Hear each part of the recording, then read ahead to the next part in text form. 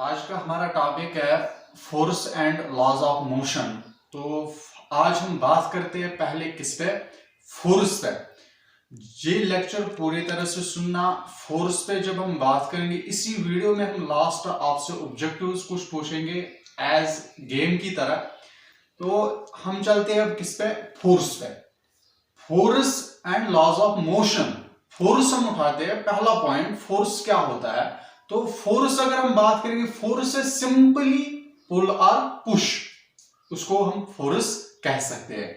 या हम कह सकते हैं जब कोई चेंज हम लाए, किसकी वजह से, मूवमेंट, अपने पुश की वजह से या अपनी एनर्जी की वजह से हम किसी में चेंज लाए, उसको हम क्या कहते हैं, फोर्स। क्योंकि फोर्स हमने पढ़ा है सिंपली पुश और पुल, ये हम तो 8th में पढ़ चुके हैं। तो अब हायर पे थोड़ा डिफिनेशन हम और लाते हैं।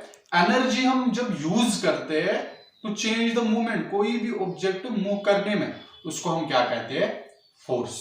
ठीक है, तो क्या अब चलते हैं फोर्स की वजह से कौन से इफेक्ट्स आते हैं, कौन से असर होते हैं।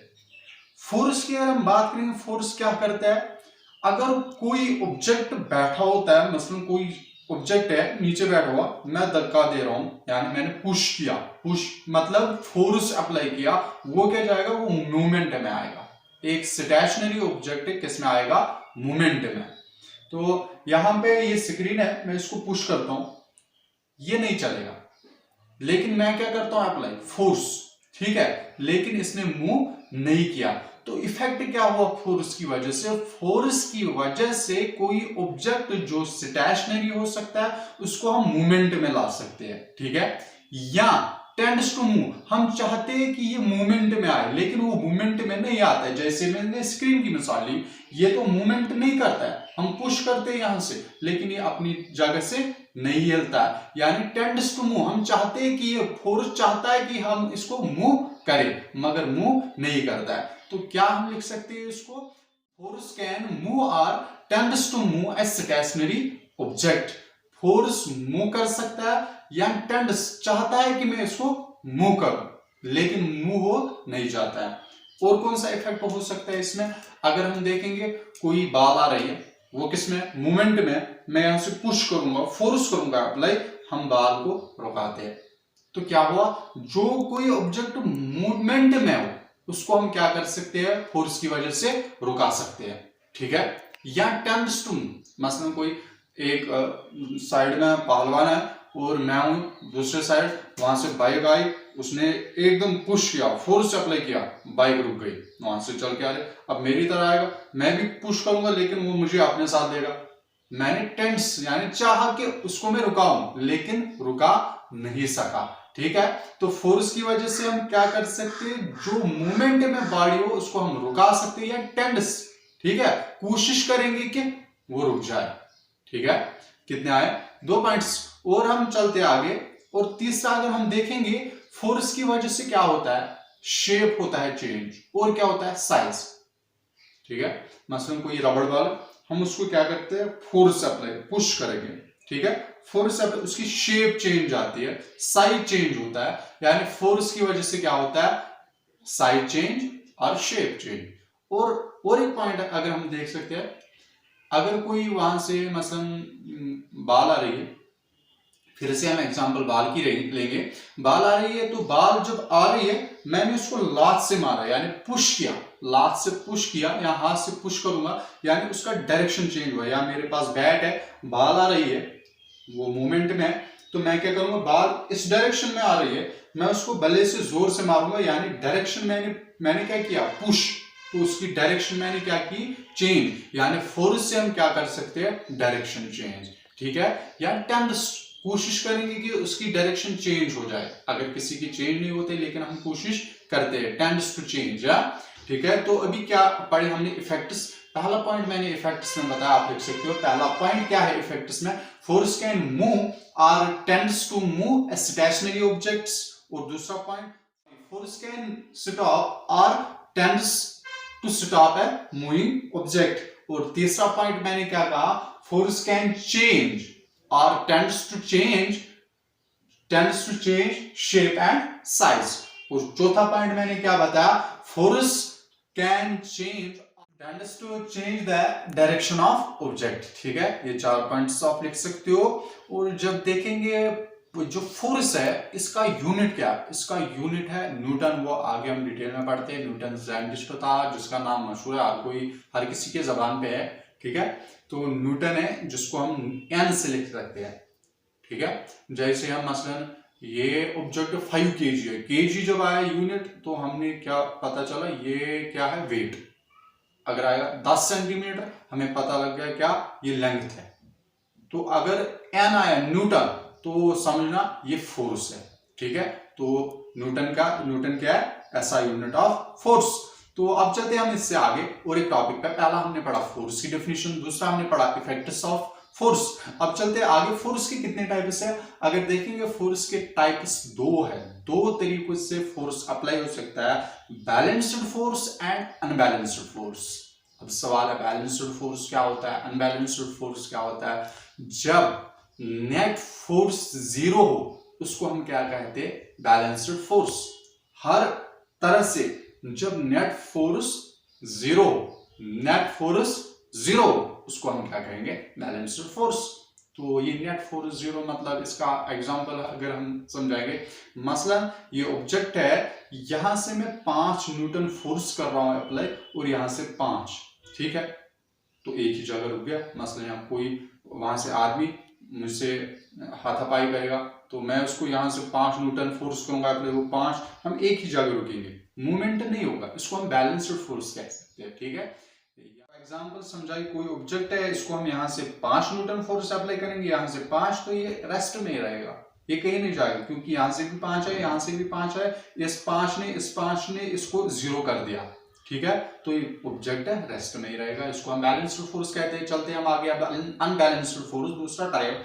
अनबैलेंस्ड फोर्स क्या होता है, अनबैलेंस्ड फोर्स जब नेट फोर्स 0 नहीं होगा उसको हम अनबैलेंस्ड फोर्स कहते हैं। उसका मतलब मसलन यहां से यही कोई ऑब्जेक्ट है, बैठा हुआ है नीचे आराम से, इसको पीछे है, इसने दिया 6 न्यूटन फोर्स अप्लाई, यहां से और एक ने दिया 4 न्यूटन फोर्स अप्लाई, तो ये किधर की तरफ बढ़ेगा, इधर की तरफ, क्योंकि 2 न्यूटन ज्यादा है यहां से। ठीक है, तो ऑब्जेक्ट आगे मूव करेगा। इसको हम क्या कहते हैं, अनबैलेंस्ड फोर्स, यानी बराबर फोर्स नहीं है।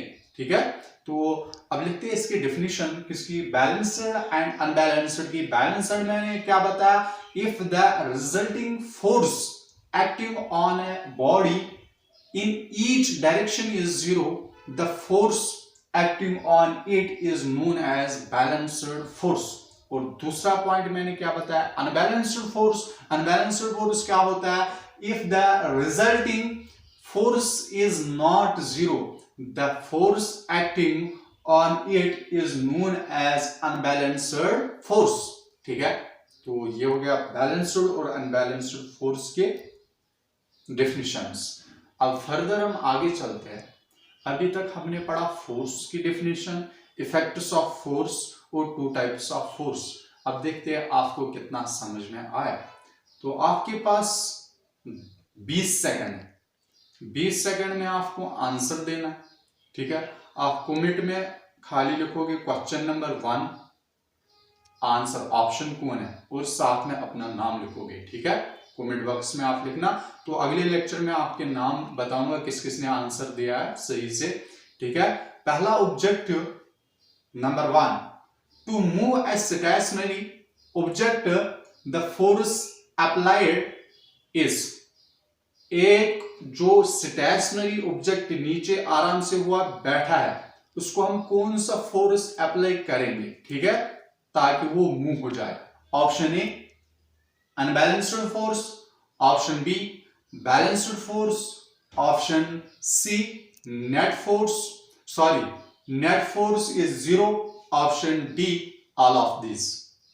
ठीक है, ये 4 ऑप्शन है। आप जल्दी कमेंट बॉक्स में आंसर लिखिए, आपके पास 20 सेकंड है, और अपना नाम साथ में लिखिए। खाली ऑप्शन लिखना, क्वेश्चन नंबर 1 ऑप्शन कौन आएगा, ए आएगा, बी आएगा, सी आएगा या डी आएगा। ठीक है।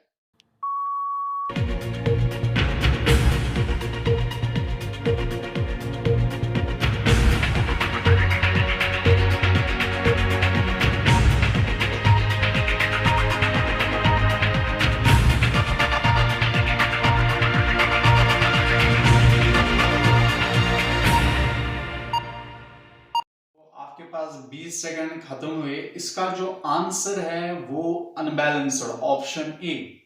इसका मतलब अनबैलेंस्ड, कोई एक ऑब्जेक्ट बैठा हुआ है, अगर उसको हम बैलेंस्ड यहां से भी 5 न्यूटन फोर्स अप्लाई करेंगे, यहां से भी वो रेस्ट में ही रहेगा, क्योंकि वो 5 और ये 5 जीरो हो जाएगा। ठीक है, ये 5 इसको कैंसिल करेगा, वो ऑब्जेक्ट रेस्ट में ही रहेगा। तो इसका ऑप्शन क्या है? Unbalanced force. ठीक है, अब नेक्स्ट क्वेश्चन पे चलते हैं हम। नेक्स्ट क्वेश्चन क्या है? If we wants to move a stationary object we should apply. तो हम कौन सा अप्लाई, अगर एक स्टेशनरी ऑब्जेक्ट है, हम कौन सा फोर्स अप्लाई कर सकते हैं? ठीक है, option A unbalanced force, option B balanced force, option C net force is not zero, net force not zero, option D both A and C. ठीक है, आपके पास 20 सेकंड है।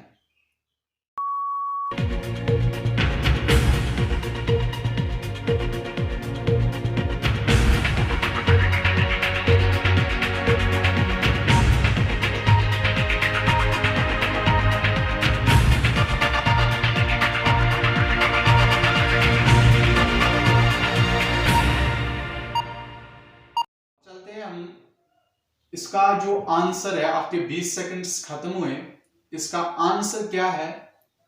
अगर देखेंगे अनबैलेंस्ड नहीं है, अनबैलेंस्ड भी है और ऑप्शन सी भी है। Option C net force is not zero. इसका मतलब net force is not zero, मैंने डेफिनेशन में भी बताया था अनबैलेंस्ड फोर्स में।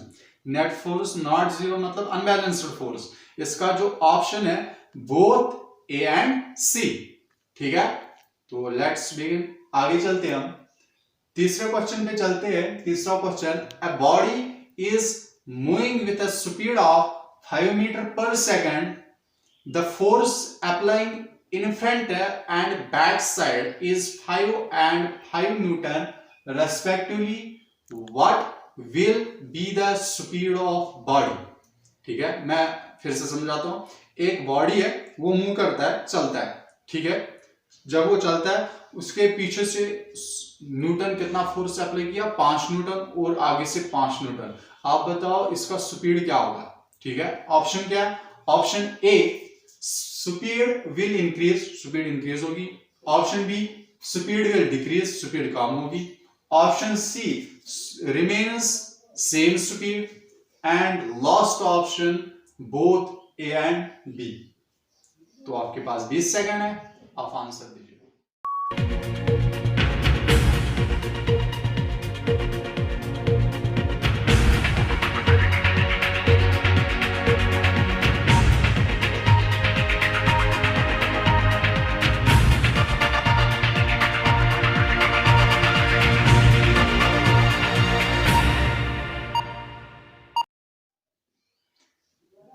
आपके 20 सेकंड खत्म हुए। इसका आंसर क्या है? इसका answer speed will remain same, क्योंकि ना वो इंक्रीज होगा ना डिक्रीज होगा। क्योंकि मैं जब चलता हूं, अगर हम समझाते, मैं चलता हूं आगे, तो मेरे पीछे 5 न्यूटन फोर्स अप्लाई हुआ तो मैं तेज चलूंगा। ठीक है, लेकिन जब आगे भी वही 5 न्यूटन, वो 5 न्यूटन और ये पीछे वाला 5 न्यूटन खत्म होगा, मैं अपनी जगह जो मैं स्पीड अप्लाई करता हूं वही होगा।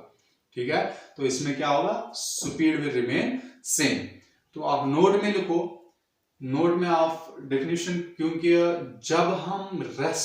जब कोई बॉडी रेस्ट में होता है, उस पर हम बैलेंस्ड फोर्स अप्लाई करेंगे तो बॉडी रेस्ट में ही रहती है।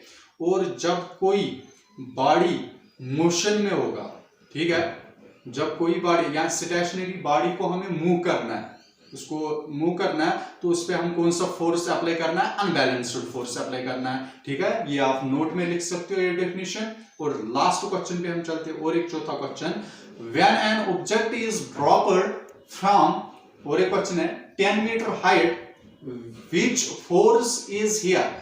यहां पे कौन सा फोर्स है? एक ऑब्जेक्ट को हम 10 मीटर की हाइट से हम गिराएंगे, उस पर कौन सा फोर्स अप्लाई होगा? Option A balanced force, option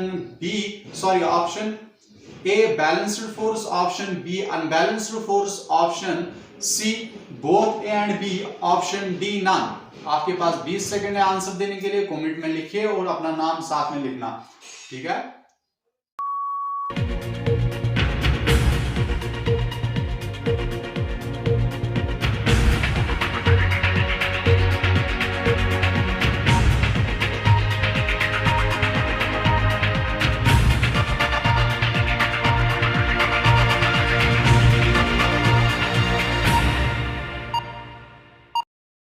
इसका जो आंसर है वो है कौन सा, अनबैलेंस्ड फोर्स। आप बताओगे हमने गिराया, हमने कोई फोर्स अप्लाई नहीं किया, इसका बैलेंस्ड फोर्स है। नहीं, हमने जब बॉल नीचे गिराई इसमें अनबैलेंस्ड फोर्स है क्योंकि ग्रेविटी नीचे से खींच रहा है।